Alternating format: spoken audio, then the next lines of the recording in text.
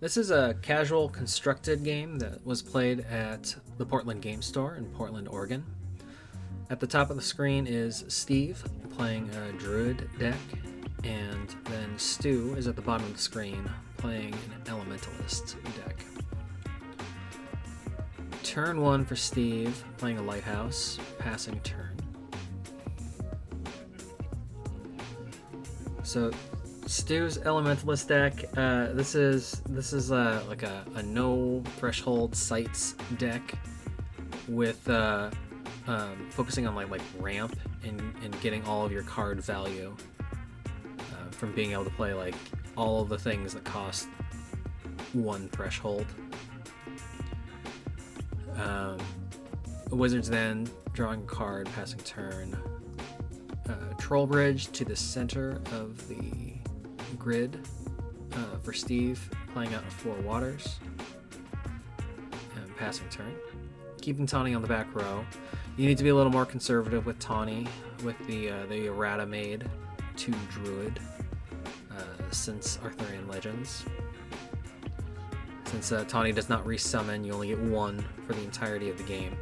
You typically play it a little more conservatively. You keep it on the back row until you're ready to fly it out and make use of it.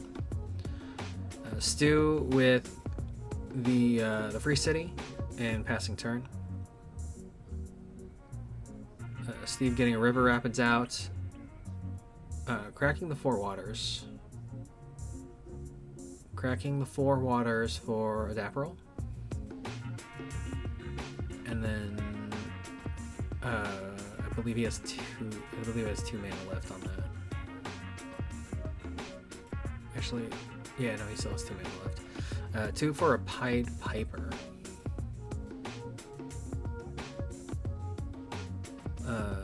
Flying Tawny forward with the Pied Piper. Pied Piper potentially might have been better to hold in hand. I feel like that card might be a little bit better as a response card based on what your opponent plays. If they play a relevant 1-drop that you can steal, it seems more worth it to have the Pied Piper.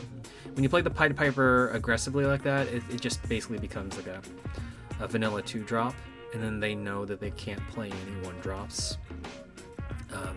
So it's just more of a deterrent at that point than a trump card for you.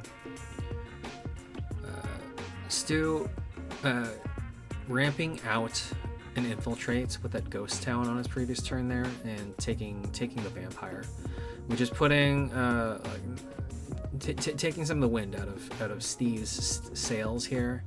I think he was hoping for a more aggressive start than he's going to get. 4th sight here. You got a Thin Ice, an Ino coming down. End of turn, Ino takes a step across the bottom of the mat, gaining stealth, and in position to get an attack in on Steve's next turn here. Free City, unfortunately, keeping Tawny at bay. It might have been better again just to leave Tawny. Just to leave Tawny on the home site previous turn, and wait to see how the board develops before moving it. Because now Stu can kind of control, keep those pieces in check by just playing on the right side of the board, and forcing Steve to have to develop that side of the board if he wants to unlock or give those 2 pieces a foothold in. Stu getting a Root Spider out under Wizards Den, disabling Ino. They're having a quick conversation about disable and why disabling removes removes ability tokens like stealth.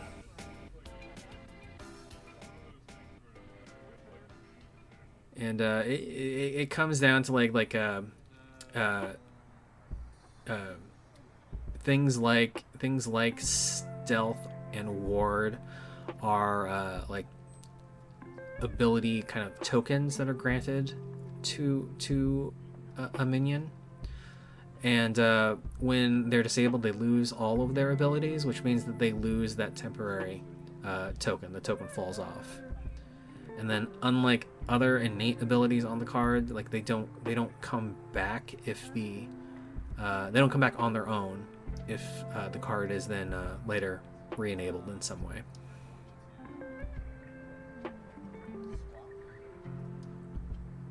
Steve's playing a swap to get Ino out from under the root spider.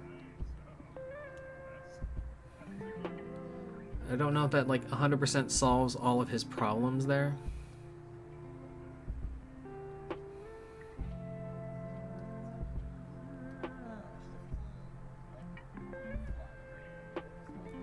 Just making a minor adjustment before he plays the swap. He's going to fly Tawny back to the home site and then swap so Ino ends up on the home site.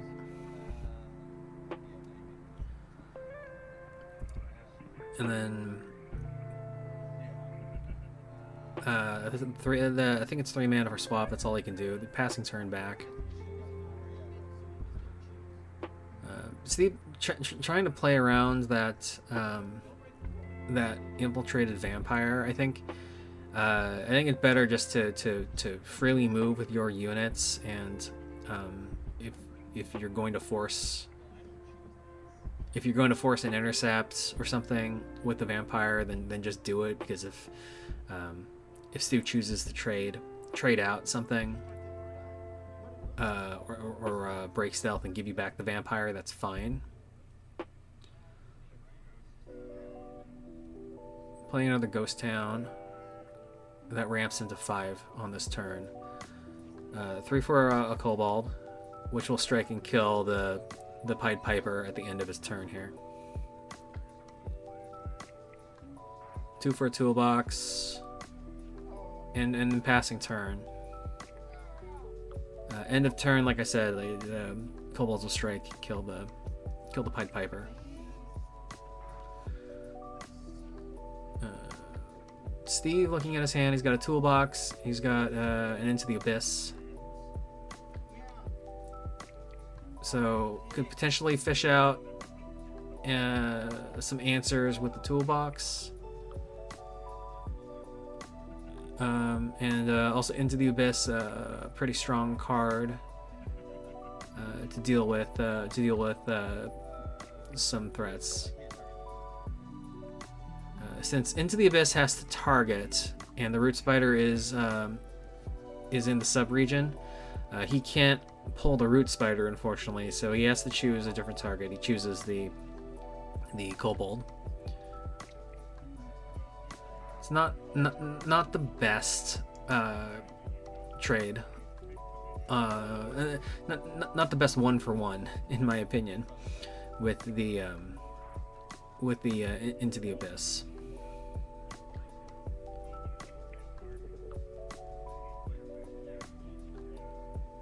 And then, honestly, I probably would have just let the kobolds hang out for another turn, maybe. The kobolds are dangerous, but I think the position that they were in on the board wasn't as scary as it could have been. The targets that they had to strike at end of turn were limited, so Stu would have had to play something else out to give them a target to strike, or they'd strike themselves and die. Or they'd have to strike...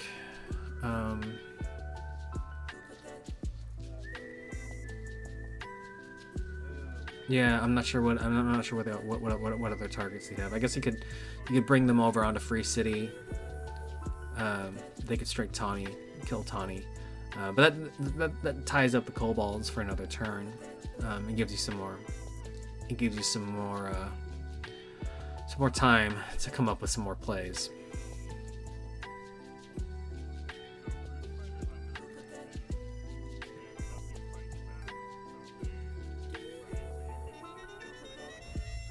So they're just now they're just having a conversation about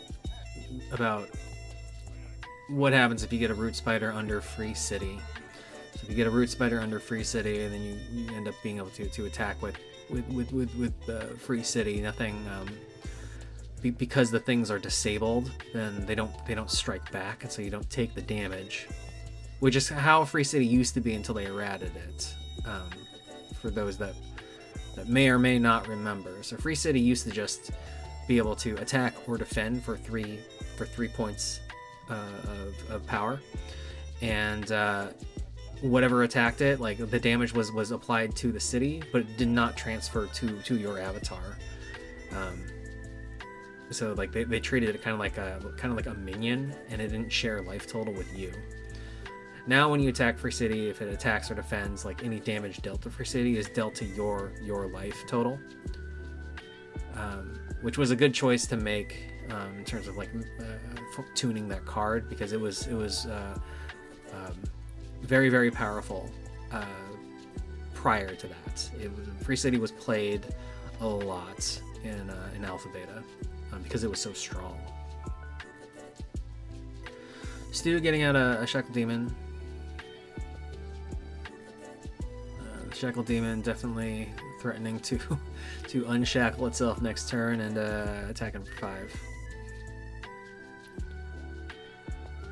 Steve looks like he's getting out a river, and he's just clarifying that if he attaches it to the river rapid body of water, he's going to be able to push anything from the rivers.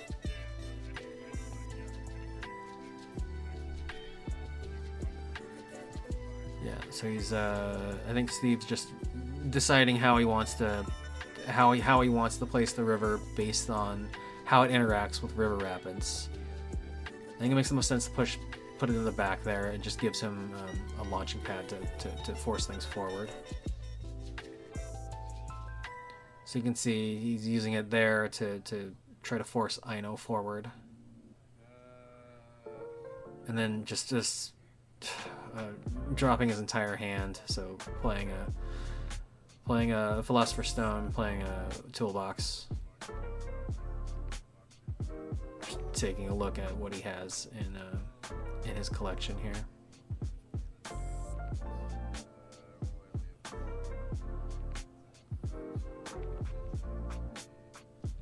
Looking at 2 mana, he spent a while making a decision, but he decided to go with the Extinguish that was in his collection. Last 2 mana for the Extinguish to remove the Shackled Demon. I think he found it unpalatable facing down like a 5 power minion rolling into him on his next turn, especially because he's out of cards. He's like no cards in hand. He's top decking at this point. Stu still controls Aino, or not Aino. Still controls the vampire. Moving the root spider forward under Free City.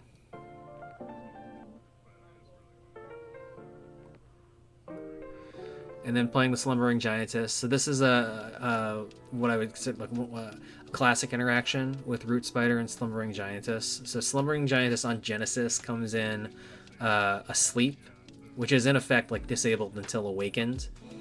And it awakens when it takes like power, when it takes damage, essentially. But if it is summoned onto a site on top of a Root Spider disables the Genesis effect, so that the Genesis never triggers. And then when you move away with the Root Spider on your next turn, the Slumbering Giantess is enabled. The Genesis does not trigger because it's already in play, and you just have like a 5 power body ready to move and swing.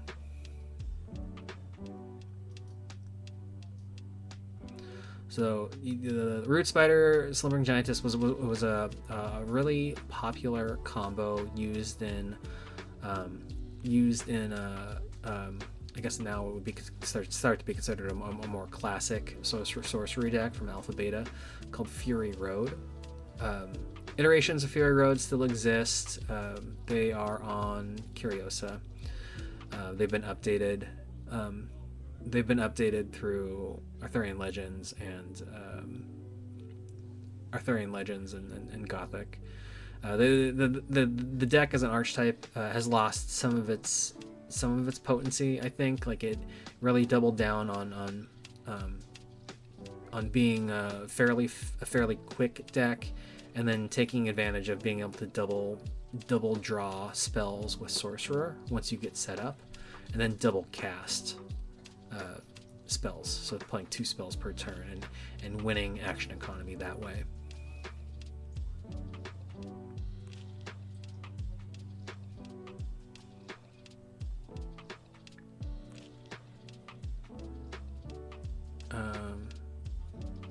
Stu,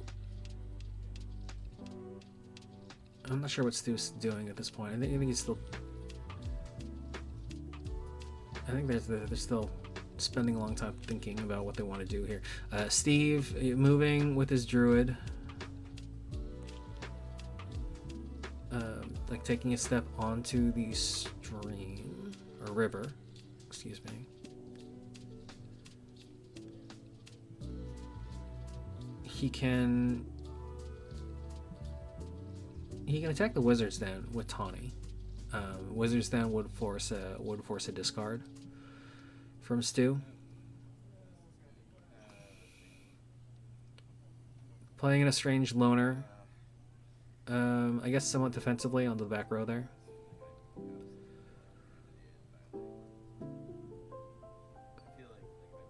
And then passing turn. Forgetting to attack with Tawny. They might catch that before they pass turn here.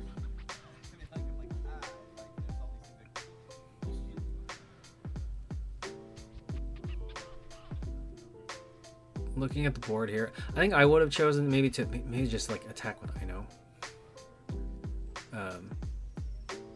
Again, like Stu. If you attack with Ino, like Stu might block with the vampire, but it's not enough to kill the vampire, and then you get control of the vampire back. I think it's better to force that handoff and lose Ino than to just kind of lock yourself in a stalemate position and keep those pieces on the board. I guess that's just my opinion about how best to play that, but I don't know. I don't know if that's necessarily like the best way to go about it.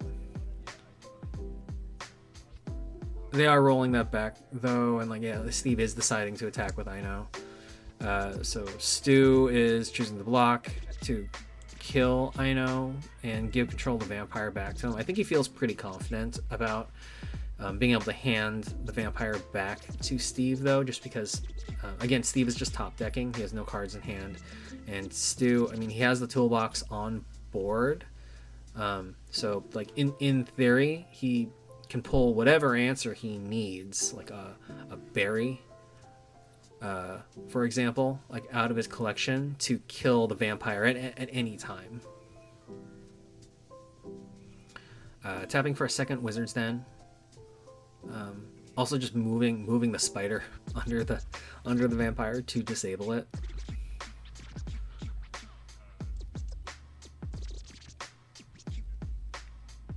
And then deciding whether or not he wants to attack in with the Slumbering Giantess.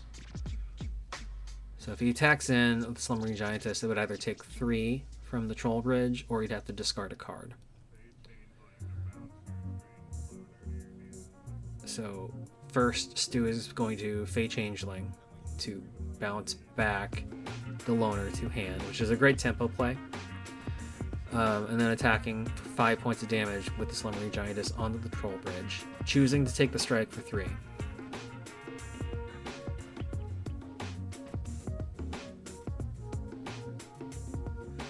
So it puts a lot of pressure on Steve, and again, like his options are limited here. Stu playing his own Estranged Loner down onto the currently disabled site. Passing turn back to Steve. So Steve has the Estranged Loner in his hand and looks like he drew into a Lacuna entity. Tawny should be untapped, I believe. Steve still has an option to flip Druid.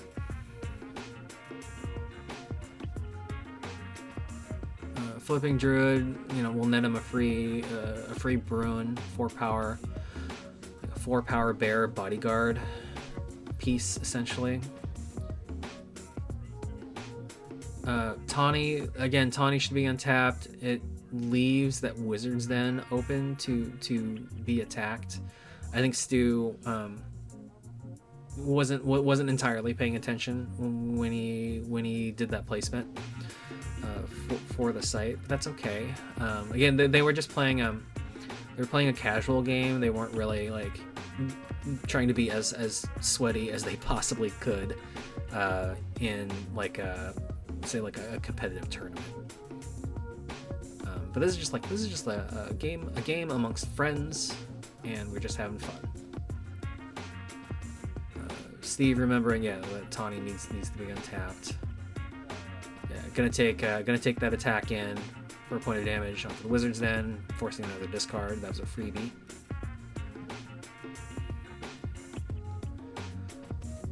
And I think what Steve is going to discover here is that he can use the Lacuna entity to drag out the Root Spider.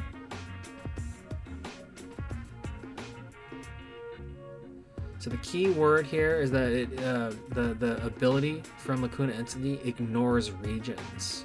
So because it ignores regions, it can force out the Root Spider from the subregion into the void, banishing the spider, re-enabling everything on that site. And then, he's going to get an attack in from the vampire to kill the loner, heal 4 points of damage. It does, the loner Deathrite does summon a horrible hybrid for Stu.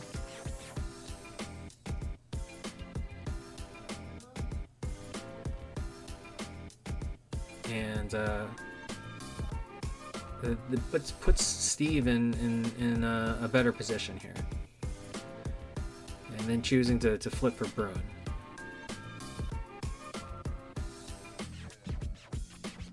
Passing turn, flipping for Bruin. I think just as a deterrent against the horrible hybrids from attacking in. There's nothing you can do about the slumbering giant. Slumbering Giantess, it's going to be 5 points of damage coming in, no matter what.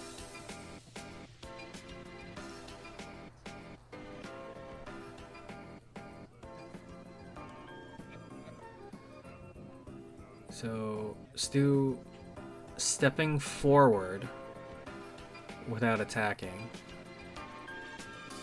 I think he's stepping forward without attacking, just because he didn't want to give Steve a chance to respond by defending with Bruin.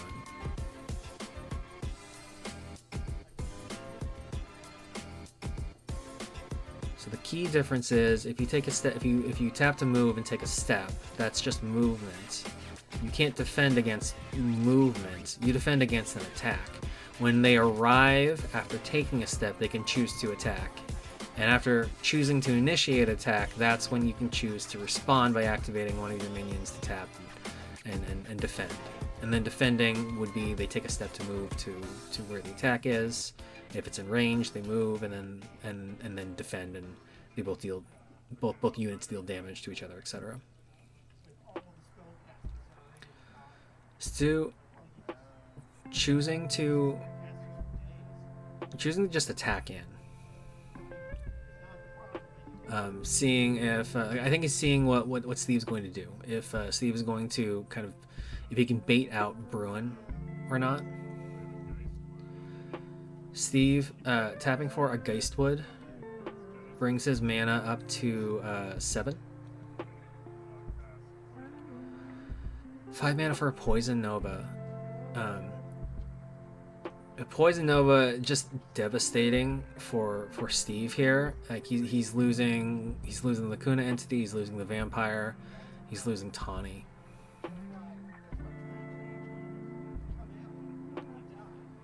Yeah, Slumbering Giantess swinging in for another 5 points. Okay, 2 mana left, but just passing turn back. Steve's still in a really bad position. I think that card in his hand is still that Estranged Loner, and that's it. He has drawn into a Lilith, which is a decent card to draw into.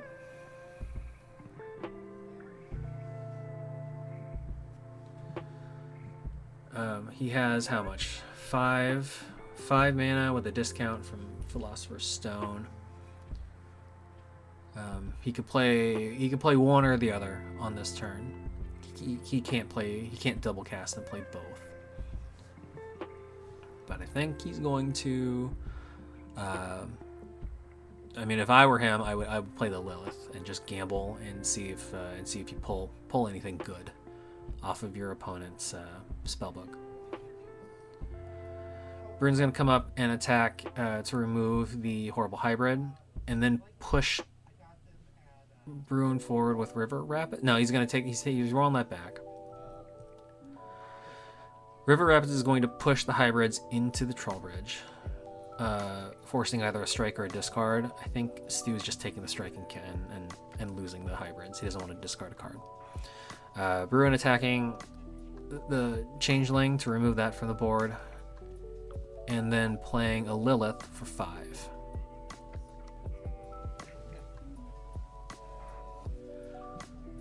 So end of turn, we're gonna see he's tapping for a sight with his avatar, and then ending turn and seeing what the top card is. Unfortunately, it's a magic spell, not a minion.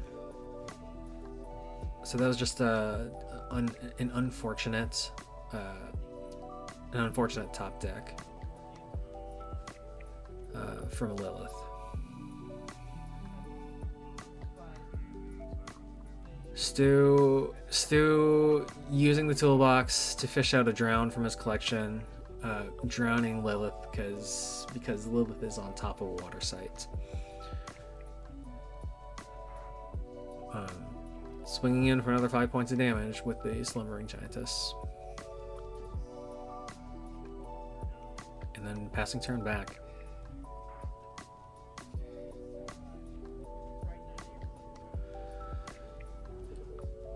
Steve just having a really hard time stabilizing the game here. Tapping for another site. Dark Tower, I think that ramps him to 7 mana with a discount. Toolbox should give him a lot of answers. It just depends on what's in his collection. I think unfortunately, like Steve it looks like he hasn't played like a Drown in his collection. A Drown would be really good right now to get rid of the Slumbering Giantess sitting on top of the Troll Bridge. But I think I also saw maybe an Arc Lightning, or maybe it was just a Lightning Bolt peeking out. It looks like he's running a Strange Loner, and it looks like he really has like his collection jammed up with horrible hybrids. I think I saw at least 3 horrible hybrids in there. So I'm not sure if he's just like aggressively running a Strange Loner, or if he's running the sites that ramp out those horrible hybrids from collection, or if he's running Gilman House.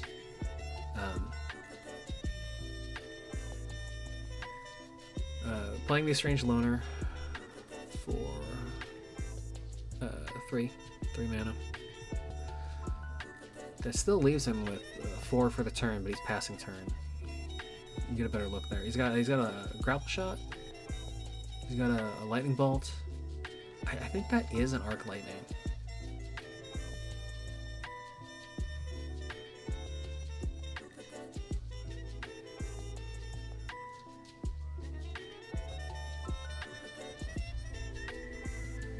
Stu, starting his turn here, taking a step forward, which is always scary when your opponent uses their avatar to step forward. They're usually preparing to cast the spell, and they need to get in range, or do something like get into position, like get into a better position for a board wipe, like a poison nova. It's never a good. There's never a good reason for your opponent to step forward towards you.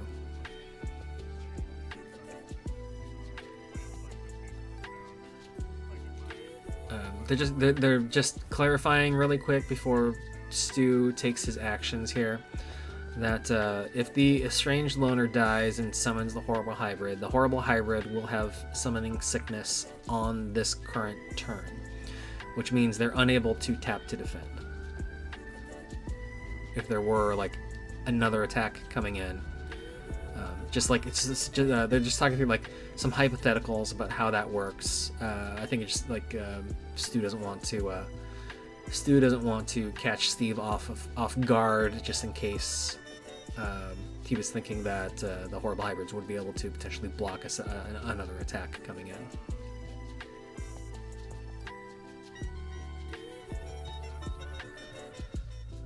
Playing an onslaught, this gives allies +1, and they can't be disabled.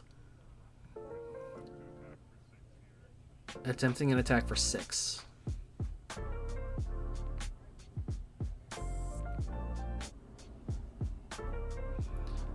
Chump blocking with the estranged loner that summons the horrible hybrid. A second slumbering giantess. So Genesis comes in asleep, but because of the effect of Onslaught, it is enabled for the turn, and then it attacks in for 6 points of damage.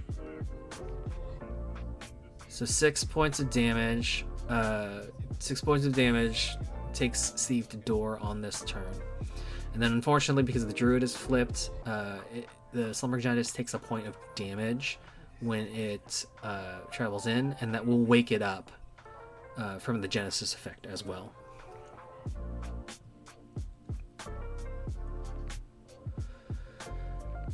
So Steve now stuck on death's door with 2 Slumbering Giantesses coming towards him. Again, just like been on the back foot for a large part of the game. Just lost a lot of card advantage and has been in top deck mode. The toolbox, like again, I think there was an Arc Lightning in there. So he has the tools to get rid of at least 1 Slumbering Giantess. You can push it with. He could push it with River Rapid. That will force a point of damage onto it, and then Arc Lightning for 4 to remove it, using the toolbox. Does he have enough mana for that? 4 plus 2. Yeah, he has enough mana to that. He has enough mana to do that if he wanted to. He's got a Lacuna Entity. He could play that out. Unfortunately, it can't drag the Giantesses because they are too large. But he could play it out just as a blocker.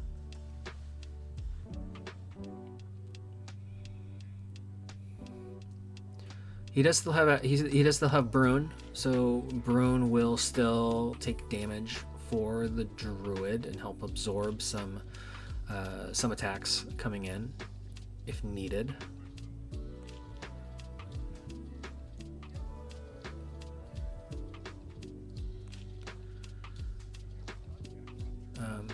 But yeah, Steve just kind of in a sticky situation here at the end, and then honestly, like that turn with Poison Nova, just blowing him out and board wiping like all of his pieces off of the board was really hard to come back from, just because he committed a lot of his card resources to those pieces on the board.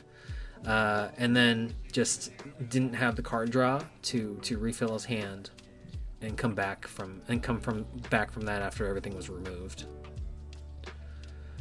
So he's pushing the Slumbering Giantess onto the Troll Bridge. It's going to force a trigger off of Troll Bridge. 3 damage or discard a card.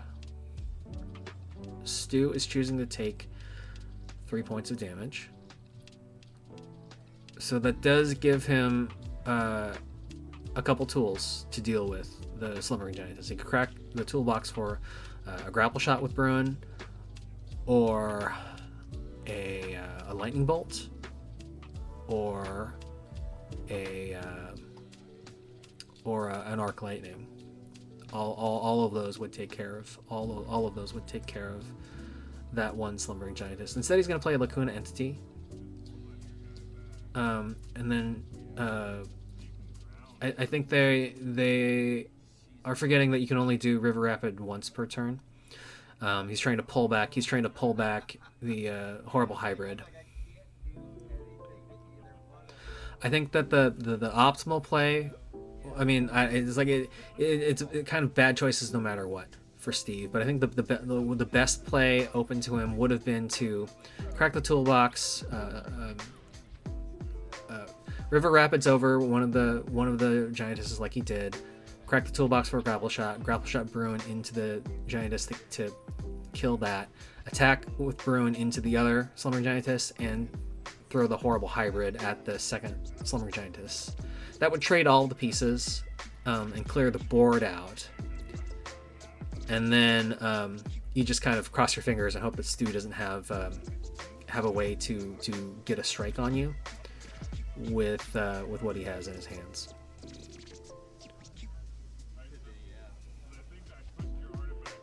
But Stu coming up with a somewhat creative way to end the game here, using Scatter forcing all of Steve's defenders away, scattering up the toolbox, and then the Slumbering Giant is picking up the toolbox and using it to grapple shot for the final point of damage. So a fun game to watch. It's always fun watching these guys play. Thank you so much for watching, and we'll see you in the next one.